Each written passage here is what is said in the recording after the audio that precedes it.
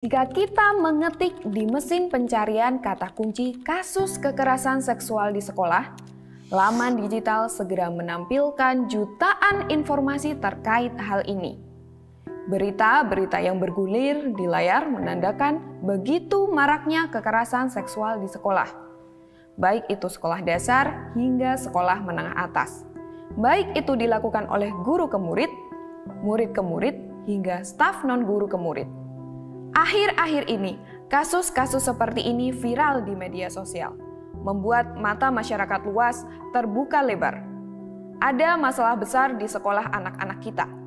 Apakah kasus-kasus seperti ini baru saja terjadi belakangan ini? Atau sudah lama terjadi dan baru tersingkap secara masif di media?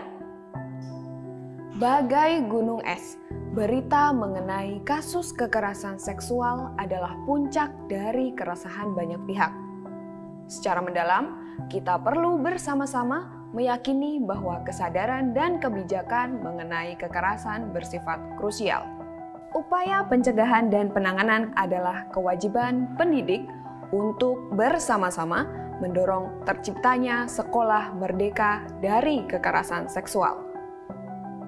Komnas Perempuan mencatat, sepanjang tahun 2017 hingga 2021, kasus kekerasan seksual di lingkungan pendidikan paling banyak terjadi di perguruan tinggi, yaitu 35 kasus.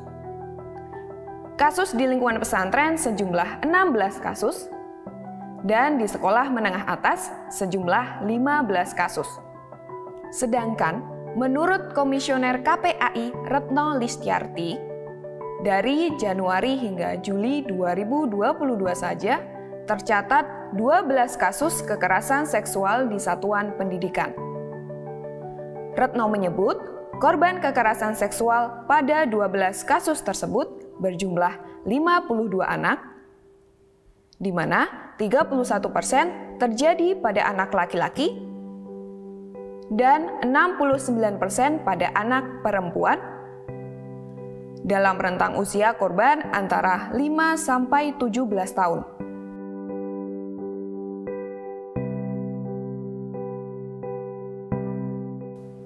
Seorang guru laki-laki mengajar di sebuah SMP dan sekaligus merupakan pembina OSIS di sekolah tersebut. Dalam sebuah kegiatan, ia berdalih bahwa tes kedewasaan wajib diikuti para murid yang ingin lolos seleksi kegiatan OSIS. Tes kedewasaan tersebut dilakukan di sebuah kelas tertutup. Saat para korban masuk bergiliran ke dalam ruang kelas, oknum guru tersebut melakukan pelecehan kepada para korban. Apa yang ibu dan bapak guru pikirkan saat membaca berita tersebut? Tentu saja, ini adalah kabar yang sangat memprihatinkan dari dan untuk dunia pendidikan. Ibu dan bapak guru, sebenarnya apa yang dimaksud dengan kekerasan seksual? Kekerasan seksual adalah setiap perbuatan merendahkan, menghina, melecehkan, dan atau menyerang tubuh dan atau fungsi reproduksi seseorang karena ketimpangan relasi kuasa dan atau gender, yang berakibat atau dapat berakibat penderitaan psikis dan atau fisik termasuk yang mengganggu kesehatan reproduksi seseorang dan menghilangkan kesempatan melaksanakan pendidikan dengan aman dan optimal. Jadi, apakah mengomentari bentuk tubuh orang lain adalah kekerasan seksual? Apakah menyentuh tubuh orang lain tanpa izin adalah kekerasan seksual? Semua bentuk paksaan adalah tindakan kekerasan.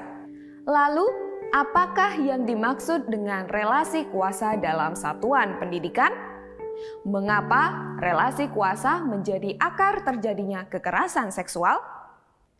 Menurut Komnas Perempuan, ketimpangan relasi kuasa dan atau gender adalah sebuah keadaan di mana seseorang menyalahgunakan sumber daya pengetahuan, ekonomi, dan atau penerimaan masyarakat atau status sosialnya untuk mengendalikan korban. Dalam contoh sebelumnya, bisa kita amati bagaimana seorang guru dan sekaligus pembina OSIS menyalahgunakan wewenangnya untuk memperdayai murid agar mau melakukan uji tes kedewasaan di ruang tertutup, lalu melakukan tindakan kekerasan seksual. Pada akhirnya, siapapun bisa menjadi korban maupun pelaku kekerasan seksual. Laki-laki atau perempuan, guru, peserta didik, maupun warga sekolah lainnya.